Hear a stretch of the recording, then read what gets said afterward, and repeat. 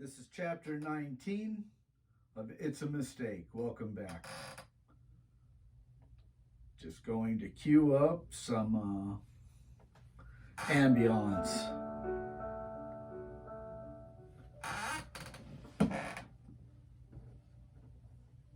I do hope you can see that okay. With no real idea of what to do next, they decided to stay in Paris for a night. First, they found a nice hotel near the Moulin Rouge because they liked the huge windmill standing over it. Then they found a cute little street cafe and were lucky enough to nab a patio table.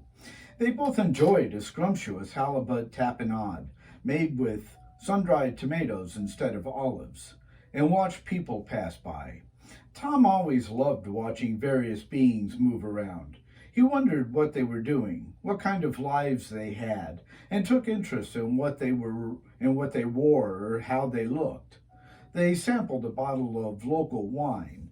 Lynn risked one glass and liked it far more than ale, before ending the evening with a river cruise past Notre Dame. They found Paris more beautiful in moonlight than sun. Colors and architecture brightened by spotlights made the cathedral more magnificent than daytime's ordinary glare.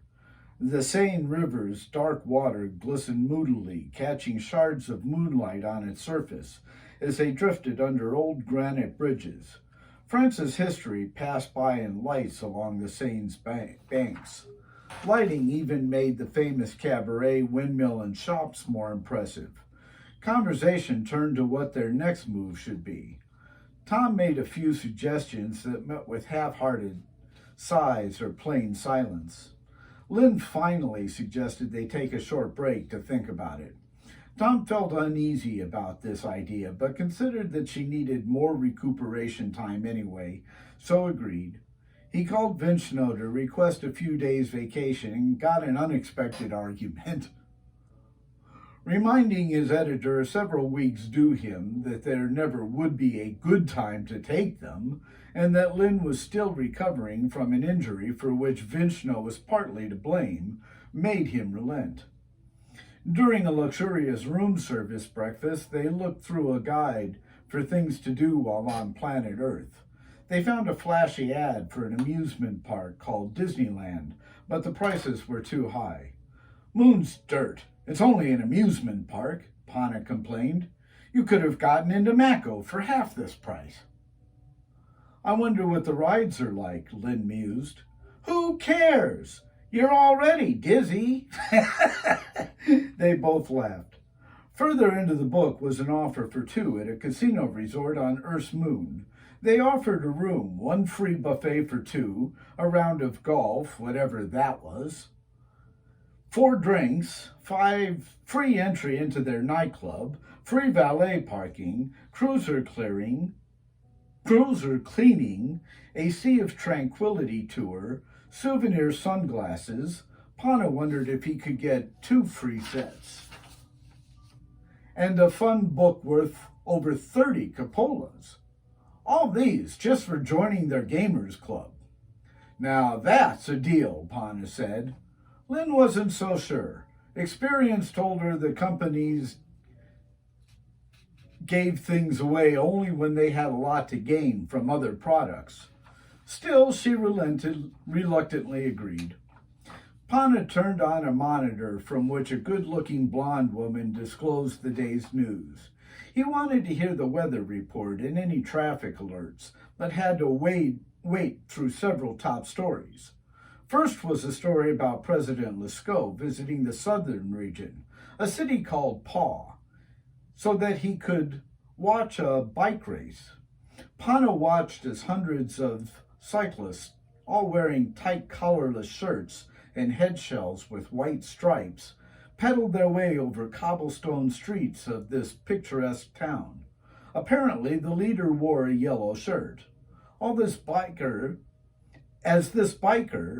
an Irish guy named Galligan, was put on camera, he straightened up so that everyone could read "Deviant Metals" emblazoned across his chest. The scene then switched to a roadside table where three men sat drinking from little white cups. The woman explained, President Lescure was joined by a distinguished Galactic Council ambassadors, Shay Deviant and Zachary Bouchard. The newsman had neglected to mention Julian, sitting next to Zach, whom she deemed unimportant. Hey, I found Julian. Lynn had gone into the waste room to pack up her things. She stepped out and smiled upon seeing their friends. Bouchard wore a slight resemblance to the better-dressed one, in facial structure, eyes, and mouth. All sipped a cup of something Lynn assumed was espresso. They were dressed in shirts like those of the bikers, theirs displaying three vertical bands of color, blue, white, and red, and dark flag blue pants. Deviant wore a rumpled tan dress shirt with gray jeans. They look good, Lynn smiled back at Tom before returning attention to the monitor. Who are the other guys? The one on the left is President Lescure. Next to him is an ambassador named Deviant. He's a scholarly kind of guy, as I recall. Scientific, apparently. Apparently he owns a company here on Earth, something to do with metals. Probably here on business and decided to catch the race with Bouchard. Pana studied Lescure, whom he thought was far more interesting. Then the story changed to a fledgling United States government having trouble accounting for large sums of gold from a fort in a place called Kentucky. From the context, Pana deduced gold was rather valuable. Heavily armed soldiers patrolled fencing around a simple double-storied white building. After a few moments in which nothing happened, the scene switched to one of a squat, five-sided building. Pana scowled at the image when told the former Defense Department, the caption read Pentagon, was looking into this matter but suspected an accounting error. The story concluded with an image of the U.S. President waving at unseen people as he walked to a large cruiser. The reporter intoned reassuringly, President Kelly said that he has full confidence in the military management secretary. The third detailed a huge cargo cruiser that dropped its heavy load onto a hotel in a city called Las Vegas. The accident killed 49 people. The picture showed a huge cargo cruiser sitting in front of a tall hotel. A large DM insignia tattooed the cruiser's ass. 2 hours after breakfast, Tom and Lynn were leaving Earth for her silvery moon. It was a short trip, though the route was crowded, lasting only 5 hours. Pana was glad that folding space wasn't allowed for such short distances. They had to wait for clearance to enter a gigantic dome that held atmosphere, like a snow globe holds glycerin. Several brightly colored hotels of beach pink, sunset salmon, watercolor blue, tangerine orange, and fantasy green nestled within it. Other globes containing still more posh hotels dotted the landscape. Lynn's eyes grew wide, her smile unbelieving, and she could hardly pry her nose from the canopy. Even Tom felt impressed. An attendant met them at the door, and another dashed off a claim ticket before dashing off in Pana's cruiser. A long line made getting their room a lengthy process, over an hour. But all was forgotten when they closed the door behind them. Top-colored walls, chosen to match the universe's scientifically identified color, enclosed them in a large room with every amenity. A double-sized bed that conformed to each individual's body while warming or cooling to any desired temperature. A monitor showing anything broadcasted from anywhere within the galaxy covered half the wall opposite the bed and hydrotub. Dark burgundy Persian rugs lie over marble flooring. A comfortable work area and personalized lighting greeted them. An ethereal female voice bade them, Good afternoon. They looked around before realizing they were quite alone. The voice was a computerized greeting. If you have any needs, questions, or problems, please use your comm base to inform our staff. We will do our very best to help. Information about our beautiful resort, along with the history of moon colonization, can be found by tuning to Channel 7 on your wall monitor. Classes on how to play our fun and exciting casino games can be found on Channel 0. For room service, please see the menu on Channel 8 and press the comm panel button just below this monitor. Gravity is built into each resort island. Pictures of the various bubbles identified them as the resort islands, and shouldn't become a concern. Just relax and have a thought-free time. Thank you, and good luck. Let's check out the history of moon colonization, Tom said, while falling onto the bed. Let's take a bath and fuck, Lynn countered while fondling the tube dials. What's that mean? She told him and he laughed. Where did you pick that up? Still wary of implicating Julian, Lynn said she'd heard the word on Earth from a young girl in the bathroom and asked what the word meant. Well, I think that's a better idea than mine, Tom acquiesced. For 3 days, they wandered around the resort, sampling all of its many delights. Tom lost a good many cupolas at a game called roulette. Lynn lost a great deal of them playing machines with wacky names, all being some sort of pun on money, which promised winnings. She felt confused, betrayed, and foolish, partly because it somehow felt like fun. Tom felt swindled, though he too had the odd sensation of fun. They both found the casino disorienting and annoying because of cartoon sounds constantly coming from the video machines. They had sunbathed plenty in France, so didn't use the pool. Soon enough, they found that all resorts looked pretty much the same. Therefore, after one look around, didn't venture away from theirs at all. Golf seemed like a silly game. The grounds were so beautifully manicured and peaceful, though, that they used the tickets to simply walk around. Somehow, that made golfers angry. Tom and Lynn ignored calls to get off the greens until they were finally driven away by golf ball-sized hail. The fun book was mostly useless offers for crappy souvenirs or food. It actually cost them money because of coupons offering 2-for-1 bets. By doing so, they played far more than they otherwise would have.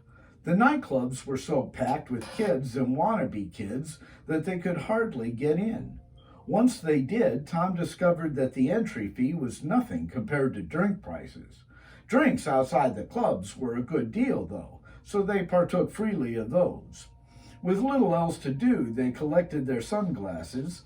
Tom did get an extra pair, only after he threatened to write a bad review, and toured the Sea of Tranquility, which was outside resort bubbles.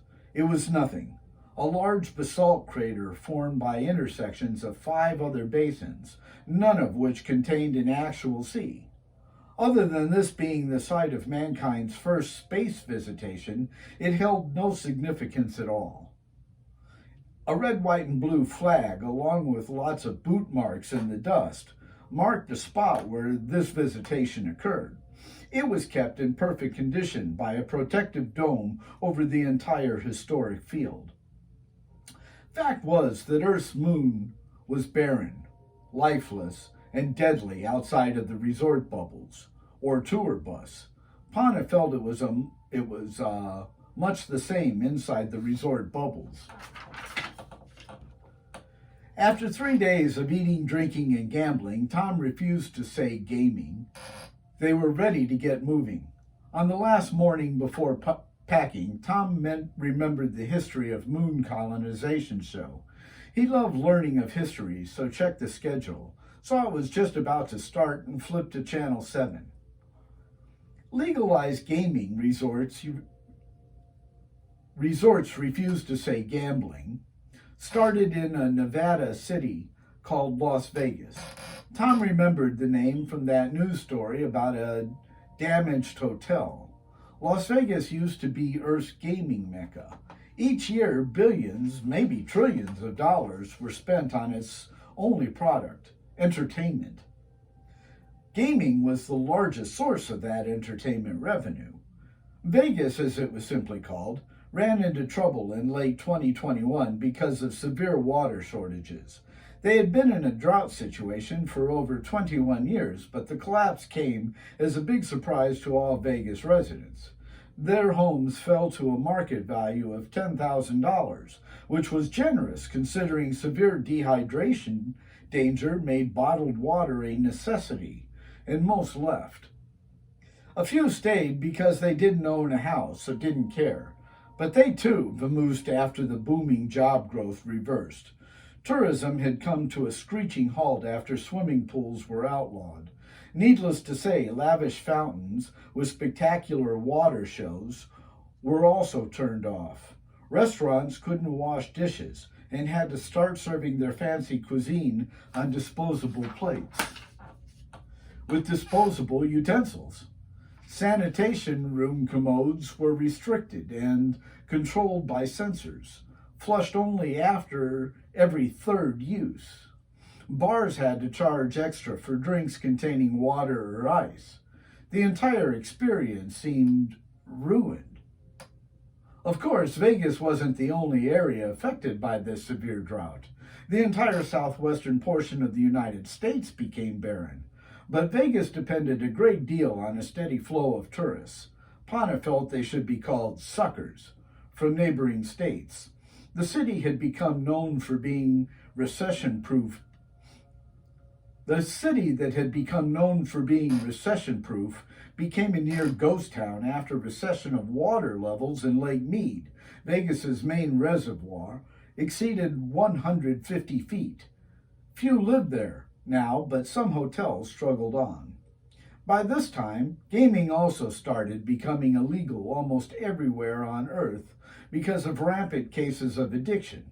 The narrator spoke this with the same mocking sneer an environmentalist would use while quoting the trees were a source of Earth's pollution. It still thrived on a Chinese island called Macau because luck was a religion for them. Earth's laws did not govern the moon, however, since it wasn't counted as anyone's property. So when moon travel became available, casino owners, brilliant opportunists with an uncanny ability to survive, quickly closed up shop and moved their operations. They built their resort islands and stopped any government formations. Employee handbooks defined laws.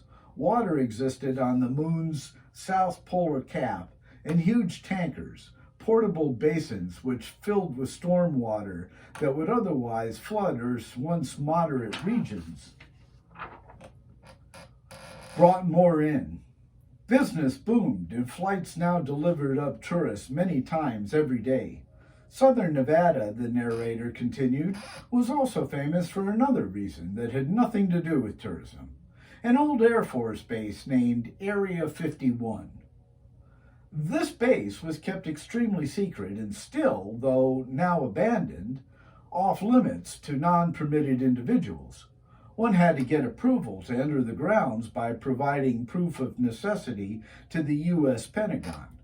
It was said before the Karos War that the base housed an alien ship, complete with its own aliens, but this was never proven. After the war, Area 51 became a ghost base, for real because of the drought.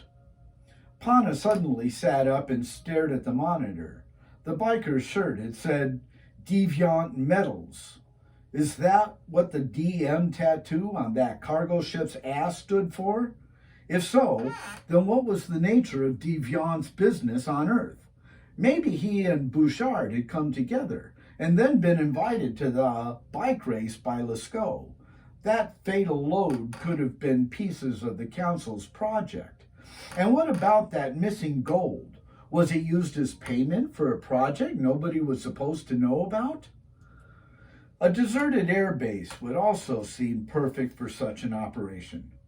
A vain individual such as Zack might have approved this plan to get his name attached in case it worked, and his approval could have gotten the project based on Earth. "You're ambassador in action," Pana smirked wryly. Pana began nodding his head. This all made sense. "Lynn, pack your bags," Pana called out as he jumped from bed. She poked her head out of the bathroom. "Why? Are we in a hurry?" "Sure are. Where are we going?" "Earth. Ever hear of it?" Thank you. We'll see you in the next chapter.